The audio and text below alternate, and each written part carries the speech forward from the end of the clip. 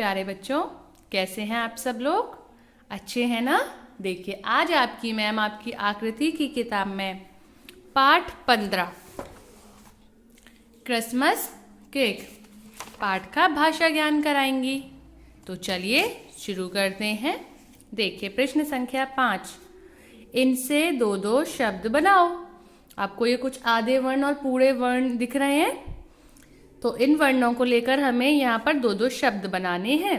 जैसे देखिए, ये है, इसको मिलाकर हम बनाएंगे अन्न, जिसमें आधा ना और पूरा ना दोनों ही देखिए यहाँ से आ गए।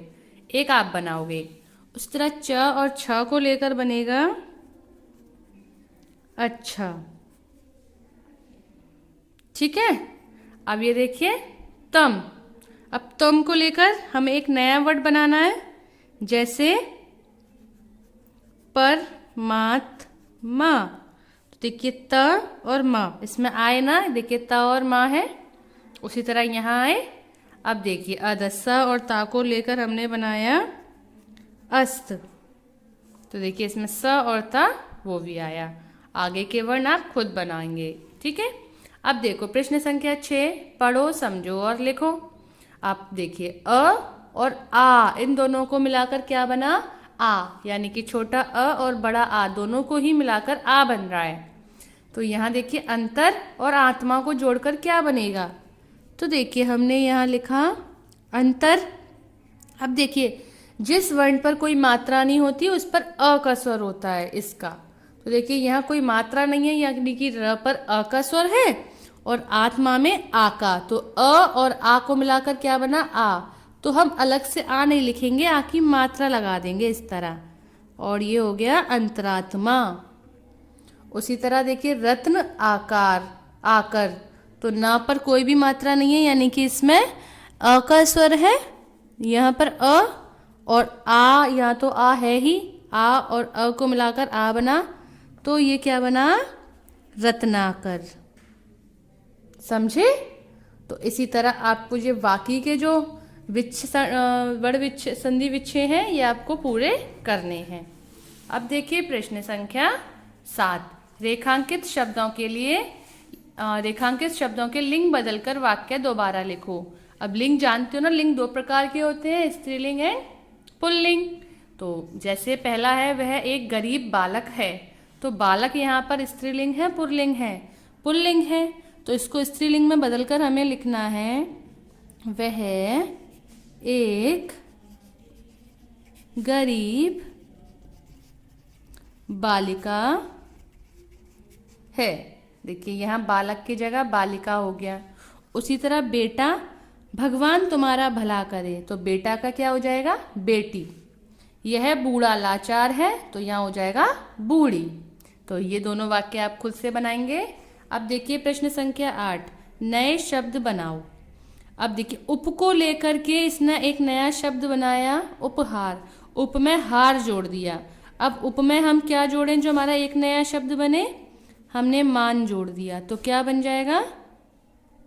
सॉरी, हम कार जोड़ेंगे। हमने यहाँ पर कार जोड़ा, तो उपकार। देखिए यहाँ उपकार बन गया।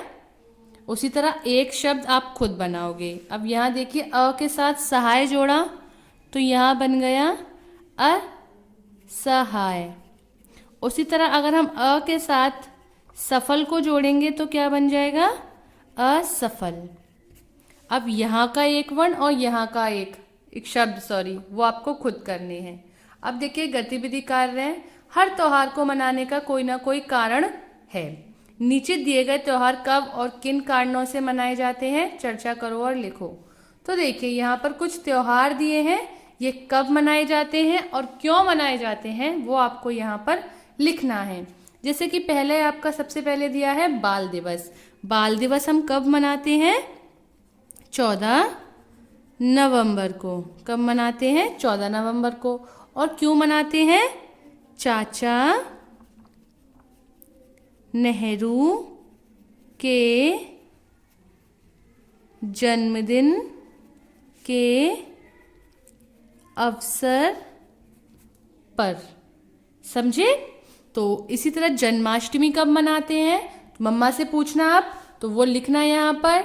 और क्यों मनाते हैं आपको तो पता होगी ना, कृष्ण भगवान का जन्मदिन होता है, तो कृष्णा के जन्मदिन के अवसर पर।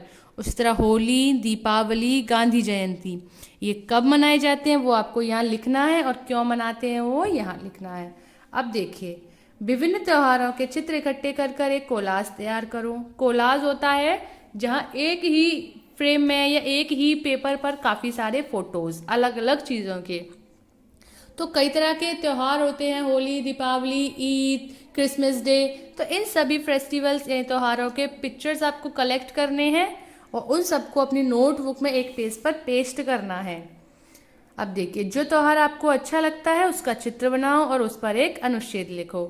अब आपको जो त्यौहार सबसे पसंद है, भाई मुझे तो दिवाली बहुत पसंद है, मुझे तो होली भी बहुत पसंद है, यानी कि मुझे तो सारे ही त्यौहार बहुत पसंद है। अब आपको ये पता करना है कि आपको सबसे अच्छा कौन सा लगता है। जो आपको सबसे अच्छा लगता है उसको बारे में उसका चित्र बनाओ पहले अपनी हिंदी व्याकरण की नोटबुक में, और साथ ही साथ उस पर कुछ 5, 6, 7, 8 पंक्तियाँ लिखो उसके बारे में कि क्यों अच्छा लगता है, क्यों मनाया जाता है। केक बनाने के लिए किस किस सामग्री की आवश्यकता होती है, अपनी माताजी से पूछकर लिखो। अब देखिए, मम्मा किचन का सारा काम तो मम्मा ही देखती है ना, तो मम्मा से पूछो, मम्मा केक बनाना है, केक बनाने के लिए क्या क्या चाहिए, तो वो सारी चीज़ें आपको इन लाइनों में फिल करनी है, मम्मा से पूछकर यहाँ पर लिखना है।